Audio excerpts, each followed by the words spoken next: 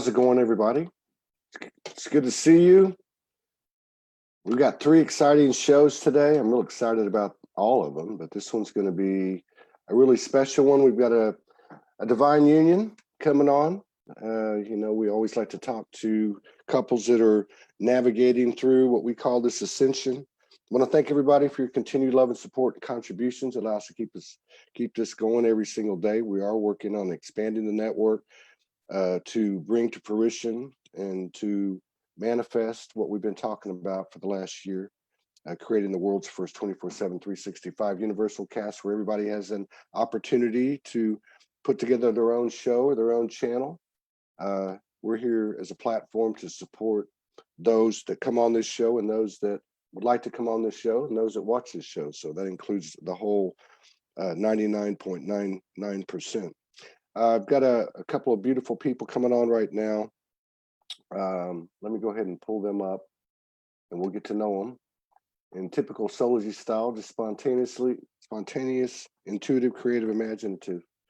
Let me just turn on their videos. Let's see. Can you hear me? Yeah. Okay. There you are. There we are. You look great. You're sideways, but you look great. You're sideways. You're sideways. Well, I did a show one time with the guy upside down the whole time and it fit. So we just left it that way. Is it okay? Should we try to fix it or? Are you on a phone? Are you using a phone? Yeah. I would just flip it. You can either flip it. It might be in that little thing that automatically turns the screen. You have it on a stand. You might have to flip it. Yeah, if we flip it, I think we're gonna lose one or the other of us in the frame though, because it's pretty like narrow. Like I don't. You shouldn't. You shouldn't. Okay, you want to try that? Yeah, let's try it. This will be upside down if we flip it the way it is right now. Okay, now back it up a little bit. If you center it, you'll both be there. Just center it. Okay. Yeah, and back it up a little. Yeah, just a little bit. There you go. Does that look good? What would we do without the divine feminine to figure everything out for us? Uh-oh, I just lost your video. Yeah, my contribution was massive there. Hold on. There you go. You're back. Okay. That's perfect. Hello, Hanan and Sarah Sophia. It's a pleasure Hey there. to meet you both. I know you guys have been in the community doing work for a long, long time. I tell everybody, I will put the bio in the body of I should say the bios in the body of the live. But I just want to point out real quick that these two beautiful souls are the originators of Essene Institute for Shamanic Endeavor, which is seeking to reestablish the ways and works of the ancient shamanic Essene community of Judea, circa 1st century CE. There's more in this bio. I went ahead and included everything because, and you can find this on their webpage, which we can go back to in a little bit. But Sara Sophia is a UC Berkeley educated neuroscientist, philosopher, writer, mother of two. She has her own story through trauma and trials and tribulations. But she has come in specifically Hebrew divine feminine, the Shekinah. She has a story of her miraculous healing. Remembrance is told in her first book, She Is One. Hanan, his father, I followed. I didn't realize it was the same, you were related to him.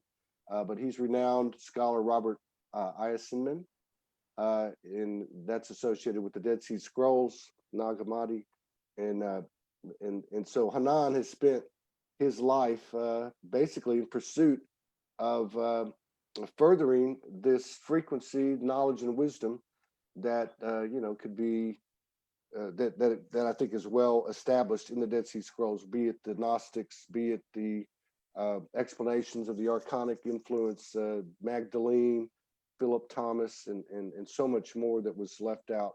So this is really intriguing to me because when I first woke up 8 years ago, that's where I went. I went to the Dead Sea. Of course, dimensionally, I was catered in by Yeshua and Magdalene, and then a lot of information flowed in, and I always deeply resonated with the Essenes and everything that stemmed from it. So this is exciting because you guys have such a huge experience in terms of what you've gone through, and I'm sure you have a lot of dimensional things that you can convey to us. And you're also a divine union, which is becoming more and more prominent as we navigate through this transition we call ascension. So I don't know where you'd like to start. You're both absolutely glowing, and I just want to say thank you for coming on to Soulogy today and sharing space with us and honoring us with your presence. Thank you. Thank you for having us here, inviting us. Absolutely. Yeah, I obviously I know Morgan's been following you guys for a few years. I'd never heard of you, and then I saw a post the other day. We've been together about going on 5 years, and I saw a post the other day that you put out, which was incredible, which was basically paying homage and giving props to the divine feminine, and of course coming from the expression of the divine masculine, rising divine masculine. It was very powerful. I shared it throughout the Soulogy network, and every page I shared it to did well over 100 engagements. So thank you for that. And it was a real eye opener. And the next thing I said, well, we need to get them on. She said, well, I've already got them scheduled. So yeah. She was on it. Yeah. Well, I'm glad you like that post, and it does say a lot about our relationship, what has happened for Sara and I. And yeah, there's a lot of times with the relationship between man and woman, a lot of people frame it in a way that somehow the man is kind of like the activator, or the person who kind of it leads the tip of the spear or something like that, and kind of can change the world in that way. And even to a certain degree, there's an advocacy for women to somehow kind of go to the background. Yeah. Or submit, this word submission to the man, and that way he will kind of lead the way. And in our relationship, it's actually been the opposite. And it's been the opposite because I think there is a real dynamic out there where the woman actually leads the way, because the woman she's the earth. Like, she's literally the earth planet. She's literally where birth happens, where life actually is created. And so that's what that post was about. It was saying that let the woman kind of bloom in some ways. Yeah. And then if you kind of always. Here we go. No, this is a great way to start. And if you yeah, could kind of see that and defend it and let really kind of earth beneath your feet bloom, then beautiful things will happen. And that's kind of where I was coming from with that post. Well, really, it was Sarah, the whole thing. I mean, it's what I saw in our. Well, I thought it obviously was perfect timing, and I've been through 4.5+ years, 4 or 5 years with Morgan. And when I met Morgan, not knowing anything about energetics or anything, I mean, energetically in the etherics, Morgan and I created Soulogy years ago. But on the physical timeline, it was Todd. And Todd was out there for 2-3 years. And I met Morgan.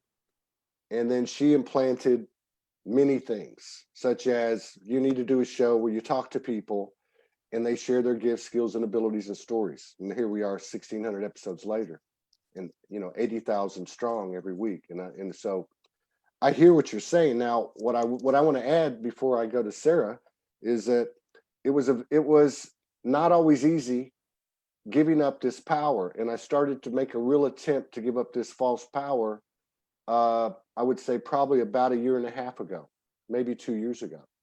And it took me quite some time. And so there was levels to it, I guess, like anything else. You can only take so much before, you fry your brain. But so anyway, long story short, about the time I saw your post, we basically do a session every night when we go to bed. We put our hands together and see what happens. And most of the time, because I totally agree with what you said in the post, she leads the way. If you look at it from both sides of the physical and the non-physical, you can clearly see that. If you're only looking at it from the physical, it may not always look that way. So we clasped hands, and I have done a lot of shedding.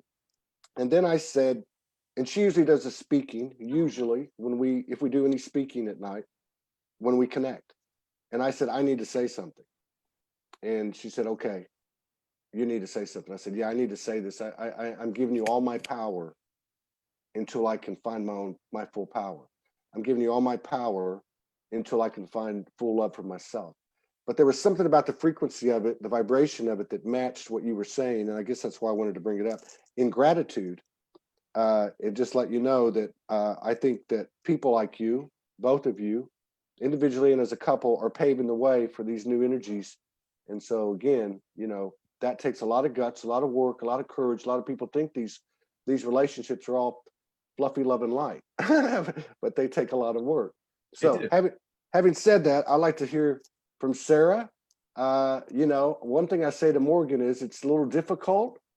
I know that you lead the way, I surrender. But it's a struggle for me, because does that mean you're right all the time? No, it doesn't. First of all, I want to acknowledge your bravery in speaking those words, and because what you said is, I'm placing my being in your hands in trust. I trust you. I trust you that much that I know that, if I give sort of in a little bit, relent and give, it's not giving up your power, just giving in the hardness of the will and maybe some ego in there, whatever's in there. I trust that you have my best, my highest and best in your hand, and that you're not going to manipulate that power, misuse that power, desecrate that power. You're not going to take it and run off with it and leave me holding, emptiness.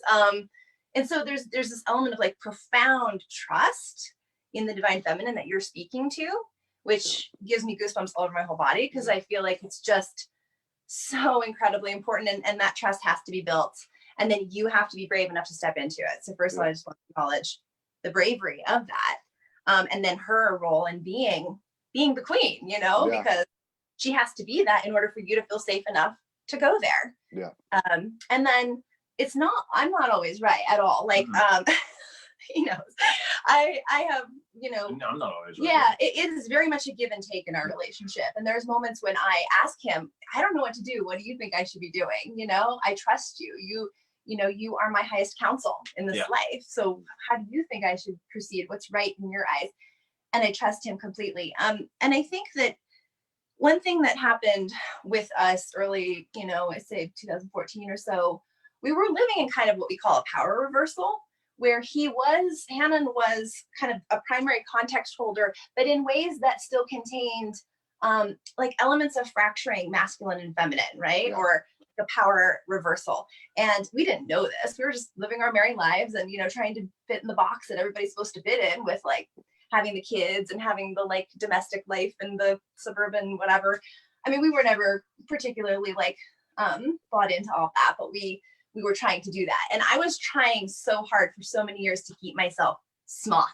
I was like, okay, I've got this little box of a life with the 3-bedroom house in the suburbs and the 2 cars and the 2 kids and the daycare and the, whatever a woman is supposed to do, in quotes.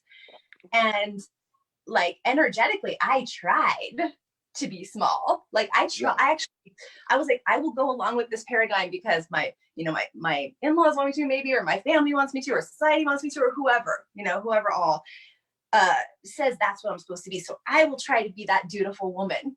Yeah. Yeah. But in 2014 or so, my energy just exploded. Like the goddess just exploded out of me. I just was like a supernova of like energy, power, like force, dynamism, and also love, profound love. And I couldn't stay small. So that's the way that the power reversal, we call it reversing the reversal, The way the reversal got reversed was because I couldn't be small anymore. And I was like, you have to trust me and you have to come with me because I can't stop this. You stepped into your power, Yeah, and I had no choice is the other thing. I was dragged. Yeah, and that timeline actually fits, even though we didn't connect till September of 2015. But by the time we connected, now there was still some of the dynamics you're talking about working itself out, but she'd stepped into her power. So she came into the door and said, there's just certain things that aren't going to happen, and and but I can see where the important part or the key point here, I think, is she has to step into her power. And what you said a minute ago, I think is really relevant too, for a couple of reasons. One is, over the last couple of weeks, we felt several things, but one of the things that came up that was really prominent was betrayal, was like the feminine betrayal, to be healed, to be cleared. And it's funny because Morgan said to me, I wonder what's going to happen to the men if they're going to feel this in a couple of days. I'm like, no. I did that a long time ago. It's all done. But you brought up the word empty. And so a couple of days later, I had a meltdown. And the next day we're having a review. And then I went by myself and tried to work it out. And the universe in its incredible intelligence showed me the numbers 0, 0, 0, 0. And I realized that's where the fear was in the emptiness that he had when he gave everything up over to her. And like you said so eloquently a minute ago, knowing it's not going to be manipulated. We've moved into a different age now. We moved into a new earth and in a new relationship. All of us, it's available to us. And in that relationship, yes, he's not giving his power up. He's giving his power over, right? Well, it's kind of like, what is his power being used for? Because with Sarah and I, before Sarah kind of, came into her full power, like you said, I was kind of trying to hold a context there and kind of like instilling it with my energy. And it was kind of a stayed context, but a man will kind of keep a structure in place. If that's like a structure that's existing, he'll kind of put his energy into that. But if his wife activates and blooms and the earth beneath his feet kind of like becomes beautiful, it's imperative for him not to put a lid on that. Don't try to push it down. Don't try to kind of like shove her back into the box. Shove her back in the box, but say, oh, this is a new context that's emerging. So this old dead context that you had been putting your energy into because, you know, that's just the way society wanted you to do it. That's now dropping away, and this new beautiful thing is going to emerge. Do you have the courage to take a step into that? Yeah. And then put your power into that and protect it and make sure that no unaligned forces kind of try to hijack it and really let it shine with all the brilliance that it's meant to do. So that if a man can do that and shift and then go there and use his powerful attributes to kind of make sure that the alignment is correct on that new earth, like you said, that's coming into bloom, then really and that reversal, I like that word that you used a while ago too.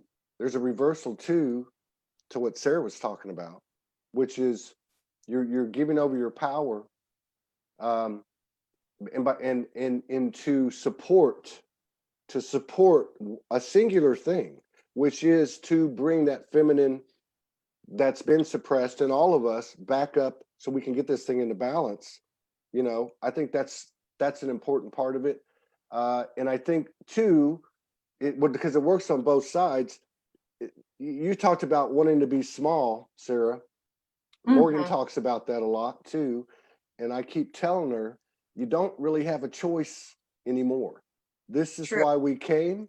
It's time for you. And she said many times when we started this project, she said, this is the voice, the platform for the voice of the Mother Goddess. Now that is not regulated to one gender or the other. It's a part of our voice, primarily in the feminine incarnation, obviously, that's been suppressed and been told to stay down. And so there's no choice in the matter. And I've seen so many women come on this show and come out for the first time, and it's absolutely mind-blowing, and it just keeps getting better and better. And I think that's what the objective is. So ladies, it's time to step up. And men, it's time to, and we're not giving our power over, we're actually supporting what's necessary. You know. And can I just, expound on that a little bit from my understanding of the masculine, at least in our dynamic and others that I've seen, is that when you, for example, you already mentioned this with Morgan, that when you connect with her and she's like, well, you're gonna do this amazing radio show and this is gonna happen. So it's like she has a vision of your kind of highest self, right? Yeah. And women who are actualized in their queenliness or their goddess, have the sort of sight, the sacred sight of being able to see the highest version of the ones they love and being like, this is your actualized self. Like for years and years, I told Hanan, I was like, you're a Hebrew shaman. And he thought I was nuts because he didn't even believe that shamanism was real at the time. Remember? I do. This was probably back in early 2000s or something. Right. Because I was studying the connections between different native systems and shamanism and then relating that to the Essene system that we were working with archaeologically. And I was like, you are a shaman, like you come from a shamanic lineage. Yeah. And he didn't yet believe in something called shamanism or that, spirit guides were a thing or all this like awakening stuff. He was like, well, I was looking at it from like a historical, scientific, intellectual, a rational standpoint. Like the guy in the library. Yeah, there's nothing wrong with that. But Sara, like she said, she could see my higher purpose. And if I wasn't afraid of that vision, and I let her kind of make the earth ready for that, then I could activate as well. As she activated, then my true calling would activate and I would bloom. So it's kind of like, as I mentioned in that article, it's kind of like she's the earth is like ready to bloom. And if the man is fearless enough to put his seed into that earth and trust it and let it emerge, then he will be also activated as well, and along with the entire earth. Yeah, so right. Yeah. And I could, I was just gonna say, it not only brings her into her full glorious power, which maybe she goes there kicking and screaming like I did at times, but we get there somehow. It also brings her loved ones and vis-a-vis, pretty much all of life ultimately into their highest actualization and power. So it's like it's a ripple effect that is initiated by the divine feminine, I feel. It is. No, that's really interesting too, because I keep seeing these parallels, even though it might look a little different on the surface. But just like with Hanan, I mean, I had certain, I was connected in my own way. And I described that a little bit at the top of the show, how it was similar, at least a similar energy. Well, when she walked in the door, she'd already been downloading for 20 years. And she's talking to me about sacred union, sacred sexuality, the Trinity, going from duality to Trinity. Now, everything she talked about, I didn't disagree with. It was fantastic. And it actually had the same type of frequency that I had in my heart and that I had in my own visions. But I didn't have any proof. I was like Hanan.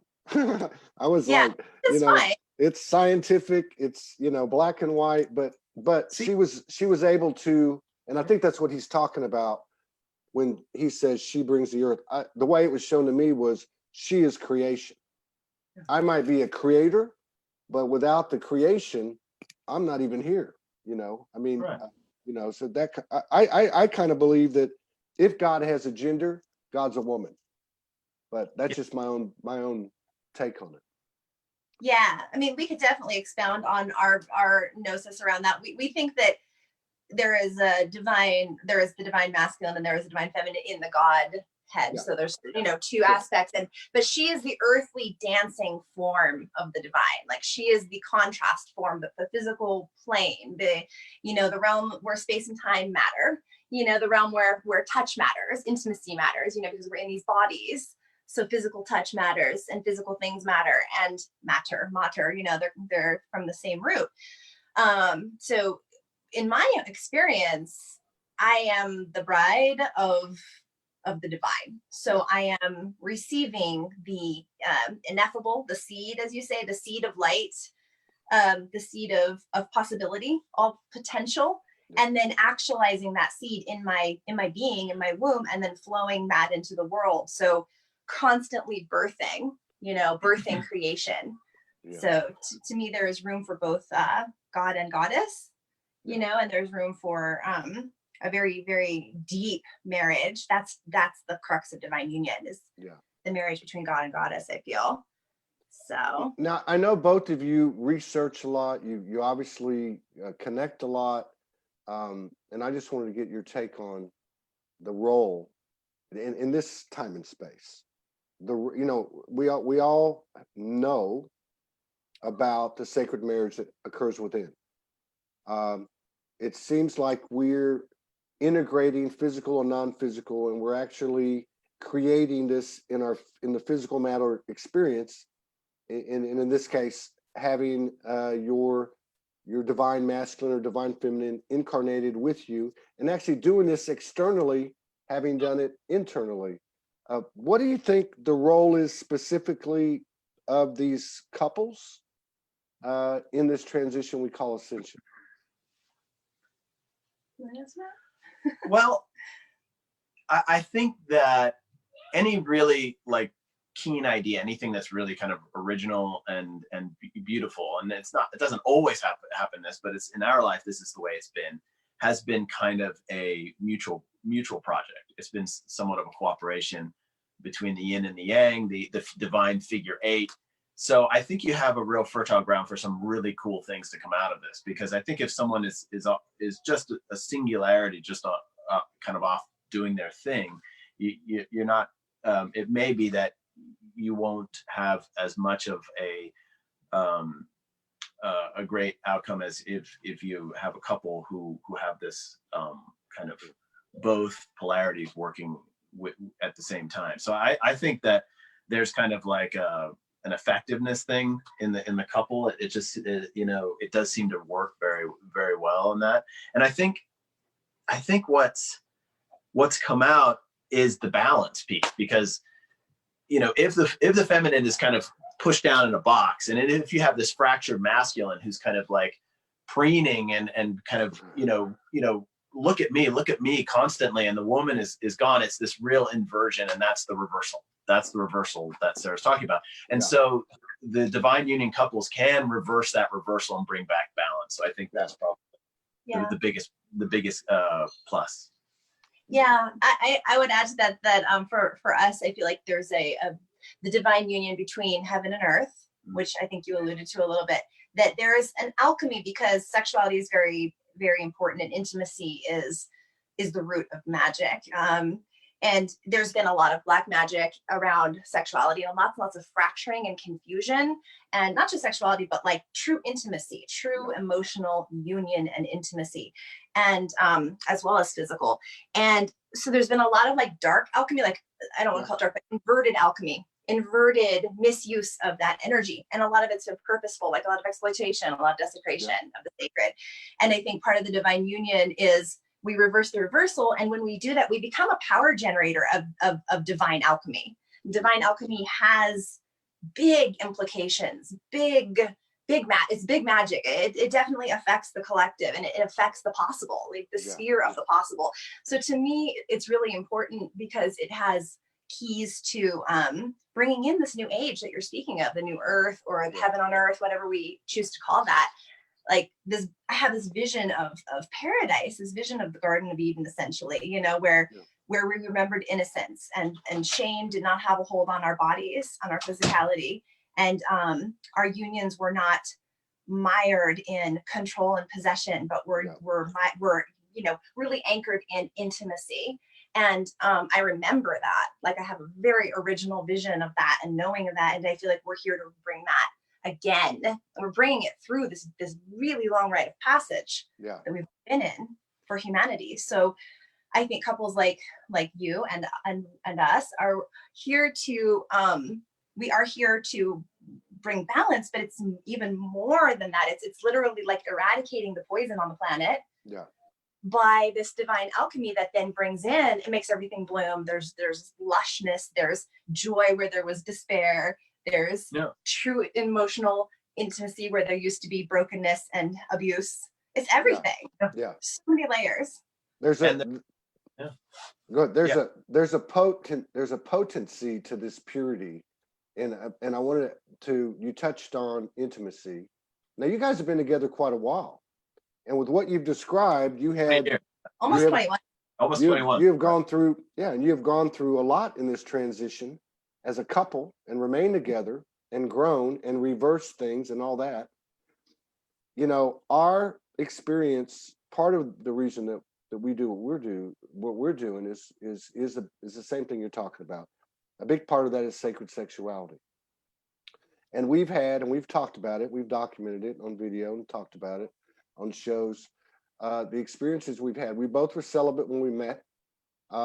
We've had an incredible journey. There's been a return to innocence. It's not a rush type of deal. It's there. You can see it forming. You can see it, what you're talking about, that energy of Eden, the energy of those relationships that you remember. Did your, throughout your time together, as you grew and expanded and aligned further, did your intimacy change? Were you shown things as time went on, as you elevated and expanded as a couple? Oh yeah. It's completely. Oh, absolutely. But let me just say that this is an originally pure human. Like, he came in with the most pure sense of like sexuality of anyone I've ever seen, probably male, female, you know, across the board. Like, this is a very holy person, sitting next to me, who just has really pure, like, original understanding and, embodied understanding of sexuality and love, just actually pure love. So he's taught me a lot, because I feel like I was the one who had to go through the underworld and be broken into pieces and get confused and go through the reversal and, have this incredibly painful and confusing encounters and try to find my way back to wholeness, where he was just kind of like, I remember, which that's, I mean, well, thank you for that. No, it's true. And it is true. And, our intimacy has kind of completely, opened up and become beautiful along with this entire process. So it basically kind of paralleled it as we move forward. So I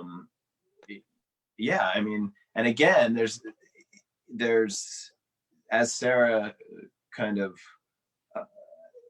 healed and became more whole. And then as I allowed her to be herself, all of the intimacy completely, like, you know, multiplied between us as well. So it goes hand in hand, really. Yeah. And at a certain point, it really just became holy. Like we started praying, you know, during any intimate encounters, we pray, you know, to God to be present in that union. We prayed in devotion to each other. Like I devote myself at the altar of this marriage, like completely, like every corner of me, you know, and bringing, you know, viscerally bringing prayer and ritual into the relationship, which maybe happened, I don't know how many years ago, but a few, not that many. It has changed the potency and the purity of the union even more. Like it just magnifies and magnifies. And what's so interesting is that I know there's so many people, and I'm not putting this down. There's so many different explorations, but there are people who are like, oh, I need to be like, you know, tied up and gagged, and I have this fetish. You know, there's this like black latex thing I always have to wear it. It's like, I'm not putting that down because like I say, people have their paths, but what happened between us is that we've gotten more and more gentle and tender and loving and pure and just sweet. Like it doesn't need weird bells and whistles forever. And weird is an eye holder, so it's not a judgment thing. But we don't need to dress it up, you know, in anything. And I feel like it gets more and more bare as it goes. And there's something really, really sweet about that. Like, I think I posted maybe a year ago that like, we went through this phase recently where it was literally like, let's just kiss. Like, let's just kiss like teenagers, you know? And it was like so much holiness. Like people, I could be brought to tears just thinking about, you know, how much power is available in just that. And how I want everyone to understand that it could be that simple and that beautiful, you know. I can totally relate. We can totally relate to what you're saying, you know. I think maybe, you know, I had to let go, as I'm sure she did, but she had a lot of intel come in for a long time. So she had an understanding. I remember when I met her, she said, traditional 3D sex is going away. And I'm like, what? You know, like, what am I supposed to do then, you know? But to your point, you know, I can relate to just kissing. We can relate to just touching. We can relate to just holding hands. So many things. And here's the crazy thing, and I have a feeling you guys can relate to this. That tenderness and that softness and that purity produces physical and non-physical, energetic and, you know, sensations and feelings that are just mind-blowing, that are so far beyond anything. And I lived a full life, okay, but so far beyond any type of ecstasy, let's just use that word, that I had in my first 50 years. It's so far beyond, it's not even in the same universe. Not to mention, and if you guys could elaborate on this, when these things happen, dimensional experiences occur either simultaneously. We find ourselves in the middle of the cosmos. There's no ceiling in the room. There's no walls. She's morphing into, into a god, Egyptian goddess, a dragon. I see light language on her body. I see beings in her body. So there's a lot of data and code, and I would say sacred wisdom that comes with, I would say, the non-verbal, the etherical integration, physical integration of this purity, of this divine love. All this stuff comes with it. I don't know if you guys have experienced that type of thing. I mean, you could add to that. Oh yeah, definitely. Yeah, I mean, at all different phases, like different, we've gone through a lot of different archetypal layers where we find ourselves in different scenarios, different timelines of like the path or the past or different types of mythos, that are being kind of reenacted through our unions. Yeah. And we also shamanically journey together. Like we actually actively go into dream state together and go on these adventures as guided, so that's another living dimension that I would say also relates to the sacred sexuality piece. Yeah. And intimacy piece. yes, and I would also say the devotion to holiness, like Sarah brought up earlier, the devotion, if you devote your being to holiness, and if you devote your sexuality to holiness, and don't let it be kind of siphoned by, you know, a lot of these false idols, let's just put it, you know, oh, I have to do, I have to do this in order to kind of feel performance. Yeah, right. And well, that's like an idol. I mean, it's like you're letting your energy go to this kind of false pretext. But if you devote what's holy, then these amazing archetypal so absolutely. Absolutely. And you know, I mean, I know the first time that we consider we have, you know, because we practiced Hieroskamus for a year and a half before we ever met, and even continued to energetically in the ethers. But the first time that it happened where the physical and the non-physical actually connected, it was a 4-hour episode, and neither one of us had a bead of sweat coming off of us. If you took a video, it would have looked nothing like anything we might have expected. If you took a picture, it might look like something that looked like traditional intimacy. But the energetics of it that were incorporated or integrated or experienced by the human body were absolutely just defied science. It defied logic, you know, and so that, you know, that's, and it seems to come when it's time to come. You know, it seems to come in stages, because it is a very impactful thing, I think, to the human body. Yeah, it definitely comes in stages. I mean, you really have to put some time into a relationship for these things to happen. Now, you know, likely, I mean, I'm sure there's exceptions out there, but in my experience, it's very difficult if you just meet some person like a week ago and you're like, okay, you know, I'm divine union, you know, it takes a lot of time to build this up. And so you kind of have to go through some of the journey first and stay faithful to it, and kind of put your energy into it as it grows, and it will grow, and it'll kind of evolve into this most beautiful thing that you can imagine. Yeah. So. And you know, as a man, I never expected to have 200 female orgasms in an hour and a half, you know, in all different parts of my body. Yeah. With no physical. You know what's coming around the corner. Right.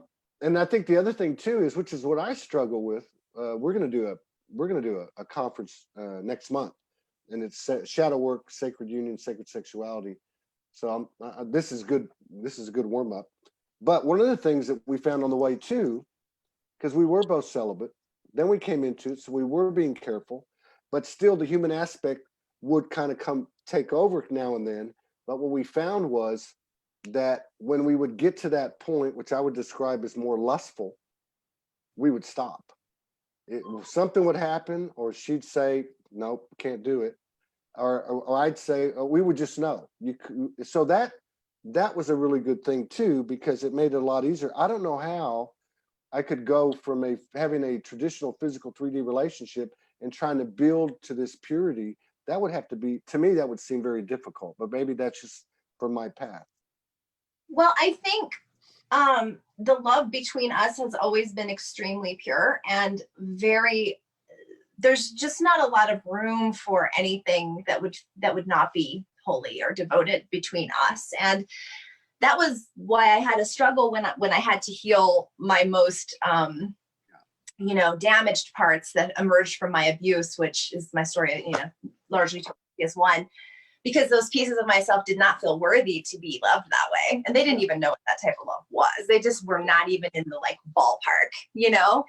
And so that was the struggle for me in that, was that I couldn't bring those pieces of myself into this union because it was too pure and potent of a space for those beings to even show up in. They had too much shame. This is beings within me, you know, alter beings, and too much confusion and pain addiction and reversal to even appear in this space. Like it took a while to bring those aspects of myself into this union, because this union doesn't allow anything but holiness into it. Yeah. It really doesn't. Like, yeah, and that's where a lot of our shamanic practice came from, really. The origins of it, you know, as far as doing it in this world right now. I mean, we did a lot of work shamanically to kind of bring those soul parts of Sarah's back home and integrate them. And that's why, you know, that's why Sarah's book is called She Is One, because it's like literally the integration of these fractured soul parts that had been identified with a fractured state, bringing them back into wholeness so they could then be love and love in turn. So that's kind of where a lot of our shamanic kind of practice was directed. So Yeah, no, I get that. You know, Morgan is a shadow eater. So, you know, I understood about multidimensionality. I understood about pulling in that kind of stuff, but it wasn't until I met her and worked with her a couple of years that I started to understand that the multiple aspects that are vastly more important are the human aspects left out there on the playing field that have been abused, victimized, victimizer, you know, all that stuff, and pulling those aspects of what seems like human trauma, but soul aspects back into, you know, to become whole. Now, I got to ask you, I wish we had more time because you guys are, I could talk to you guys forever. But I wanted to ask you, because so many people, the whole twin flame connotation everyone knows has been used and abused in all different ways, and the semantics is difficult anyway. But not getting stuck on a word. The bottom line is these relationships, they are holy, and there's not a push or a pull. It's more of a magnetic. It's a flow kind of thing. And like you said earlier, certain things are just not allowed. It's almost, we have teams behind us, and you can see the hand of Providence helping you out. But I guess what I'm getting at is what happens to Hanan and Sara, the human aspect part, because this is what people always ask about the relationship. They think it's just all fluffy, love, and light, and everything's perfect, which it is. But how do you deal with energies? Like Morgan says to me sometimes, she'll say, sometimes it's you, sometimes it's me, and sometimes it's just the energy. Well, regardless of what it is, how do you stay balanced as a couple? Especially in the sense that you also retain your individuality, given all the pressures, triggers, energies, and all that. Okay, so that's a really good question. And I'll just say we actually don't really fight anymore. Like we kind of got all that out of our system, or as this divine union started to flourish, it kind of was shed in some way as we kind of like, you know, almost like a ladder, like kept going up. But yeah, to me, the human body is kind of like the focal point of the divine. It's kind of where the divine like plays out. Like it's so valuable what happens in this here and now, what happens in the flesh and blood, real kind of incarnation of who we are.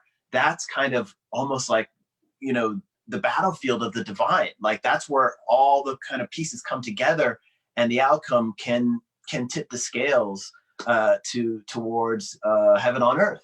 Yeah. So it's so important to embody. It's so important to be individuated and distinct. That's why I, you know, in some ways, like I kind of advocate for a person being very, very much individuated, very, very much unique, very much themselves, and Sara being very individuated. So not like me, you know. So her differences are celebrated. My differences are celebrated. So our individuation is kind of like a beautiful thing. And so, you know, so supporting her in being her Sara-ness and supporting me in being my Hanan-ness, those are really important things. And then, you know, it comes down to, as the Dead Sea Scrolls often said, deeds, like your deeds, like what do you do in this moment? Like this is what makes the difference, you know, is putting it into actually, you know, practice and doing this on the earth. So, so, you know, I have to say, just from a relationship standpoint, I had to adjust a lot of my listening skills. I mean, I'll just throw out there a really key thing for men is men learn to listen. I mean, really listen. Don't just ask listening, like listen. Because I was in that dynamic. You know, I came from a very loud household where we all like, you know, in my household, it was kind of like whoever spoke loudest got heard. Yeah. So, but that doesn't work. You really have to kind of pull that back and really listen to her and let her speak. And same from her to me. I mean, she was already really good at it. So the communications can be key, is listening, communicating, and speaking from yourself, you know, your perspective, and not kind of overriding her. And again, that's the individuation and the respect for individuation and uniqueness. So those things helped a lot in my relationship. No. Absolutely. And our whole family, because we're a family of 4, our entire family is a funny combination of, we're very, very strict about certain things. We're very strict about respect. We never say anything cruel to one another. Never. We don't lie to each other. We have a policy of like 100% transparency and honesty. We share as much physical space as we can in terms of like actually syncing up our bodies. So we spend a lot of time laying together, reading together, you know, hiking together, things that physiologically bond us. Yeah, that's really important. And our entire family spent like months in a tiny remote house in the middle of southern Utah, where there was like, it was like deep wilderness, like more wild than maybe some parts of Alaska, you know, it was like nothing around forever in any direction. And people were like, how are you guys in this tiny, you know, in this small house by yourselves with no social activity, you know, for a month on end? Don't you guys get tired of each other? Don't you have conflicts? And we're like, no, we don't. We really don't. We've really come to that point where we're so bonded, and we're so honoring of each other and the other's point of view, and we love each other. Like, we genuinely all just really admire each other, and we're like fascinated by each other. I think fascination is another big thing. Like, Han told me yesterday, he's like, you're so intriguing. You're just so intriguing. And I was like, really? Like, wow, 21 years later, you think I'm intriguing? That's, you know, I think that's really incredible to keep that more intriguing. More intriguing. Yeah, to keep that type of curiosity alive, like real curiosity. Like, tell me about yourself. Yeah. Because I don't know everything about him. Yeah. You know, he doesn't know everything about me. Like, we're still learning, and we're in this. Yeah, and morning coffee conversations, that's where a lot of this happens. Like, Sarah and I will get up, I'll make her a cup of coffee, and great philosophical discussions will ensue. So it just makes time to that. Yeah. You know, if you have the ability to kind of like put the brakes on going, you know, and giving so much of your energy away to, you know, a job or something else that outside of your family, but if you pull that back in and put it between you two, great things can happen again. So and we see our kids able to relate in the same manner. Like, you know, as brother and sister, they have such an incredible relationship. They just made a little 10-minute video together, and I watched as each one of them paused for the other one to speak. Yeah, they were really good. And they kind of handed the baton to each other, like, Naomi, would you like to say more about that? Yes, Abe, here's what I think, you know, and they're 8 and 11. So, you know, to watch them like blossom in these skills, I'm like, anybody can do this. This is not that hard. We can all do this, you know. It really is just it's some key skills, and it's really taking responsibility for getting yourself out of that reversal and being willing to go there, just being willing to go there time and time again, because it's like a river that once it starts flowing purely and cleanly, it just keeps flowing. You know, it maintains, it self-maintains, because that's what energy is meant to do. You know, we're meant to be these rapid, swift, clean flowing rivers of light. And of course you guys have 2 kids in the house. That's a whole other show. I mean, that's got to be incredible to be going through all this and seeing that energy and living with that energy, because these kids are just incredible. But also, and what you're talking about too, whether you're in the physical proximity or not, the work that we do on ourselves and the elevations that we reach together has an effect on our children, you know, and you know, those before us, those after us. So that's a powerful thing that your friends were talking about, and even what you were talking about with your kids, allowing each other space and that type of thing. That's an energetic environment that you guys have had you know, a hand in constructing with them, and this is New Earth. I mean, this is what it is. And I think and back to Hanan's point at the beginning of what he was saying, you learn to listen. I think that masculine in all of us talk too much. And obviously if you're blessed to be a male incarnated like me and you, we talked a lot, and which means we didn't listen a lot. And it wasn't anything personal, I think. It took me a while to get there because I kept thinking, well, what's wrong with me? But then I realized, you know what? It's just so deeply embedded. It's just second nature. You know, it's second nature to suppress that feminine voice. It's second nature to get my word in and have the all that stuff. But you're right. What I've gotten quieter and quieter and quieter. And because of that, I'm becoming more aware of everything in the moment. I'm more present, whether it be Morgan and I having our daily review or being around 10 other people at some function or get together. But I'm able to see the energies now because my mouth is shut, which is, I'm very happy about that. Yeah, the listening thing is huge. That's really helped me a lot. And again, it's kind of allowing the context holder of the earth to have the earth be heard. And if you listen, you see great things coming up, and then you say, "Oh, I'll work together, and we'll make that happen." Right on. We've got about 2.5 minutes. We normally have space between the shows. Today, something happened, which I know this is an extraordinary day today. It's a 3-3-3 day. We've got 3 great shows. I'd love to spend hours with the two of you. I'd love to collaborate with you again in the future, and maybe talk Morgan into coming over here and sit next to me the next time. Sure. Even having more on the family stuff, because I think that's starting to come to the light with these kids. But if there's anything that you'd like to say or do before we head out of here, certainly let us know how we can find you. I went to your website today. It's very well done. It's very impressive. So you might want to tell us how we can get there. And if you would, put the links in the comments when the show's over, and we'll put it out through the network. But the floor is yours.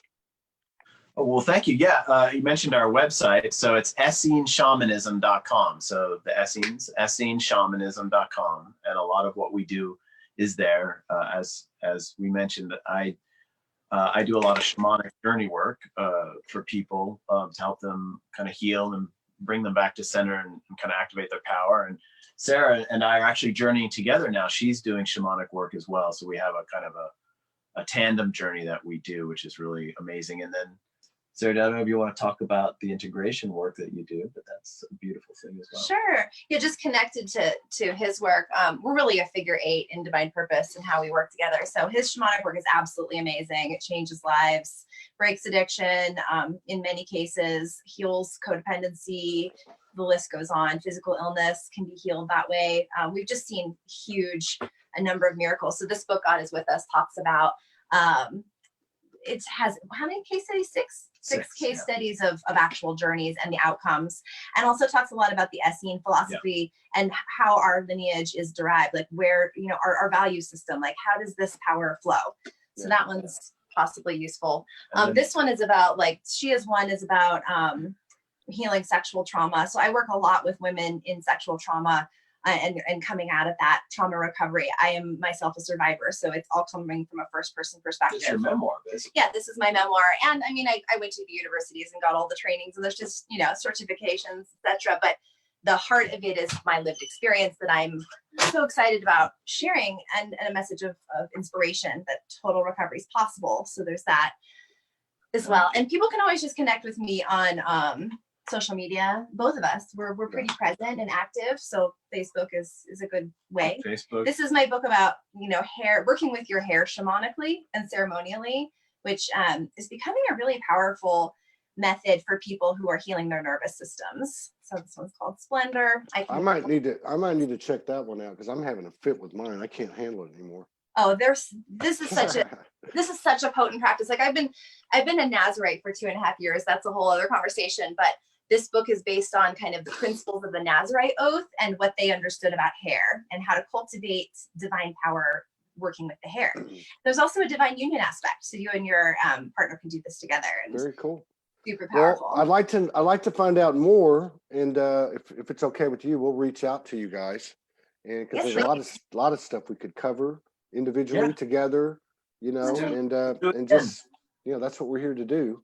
So I just want to thank you again for sharing space with us and honoring us with your presence and being so open with us. And I look forward to future collaborations with you both. And maybe even meet you sometime. You guys are in California, right? Arizona. Arizona, actually. Oh, you're in Arizona. Yeah. We're in Arizona. Sedona. Oh my God, we've been there twice in the last. Yeah, we'll have to find you next time. Yeah. Drop us a line when you come in. We will do that. You take care. Thank you so much. Thank All you right, so great much. talking to you. Thank you so Love much. to you both. We got Lavelle Zimmerman coming up in 3 minutes ago, and Richie Sauter coming up in an hour. Thank you very much. You guys take care.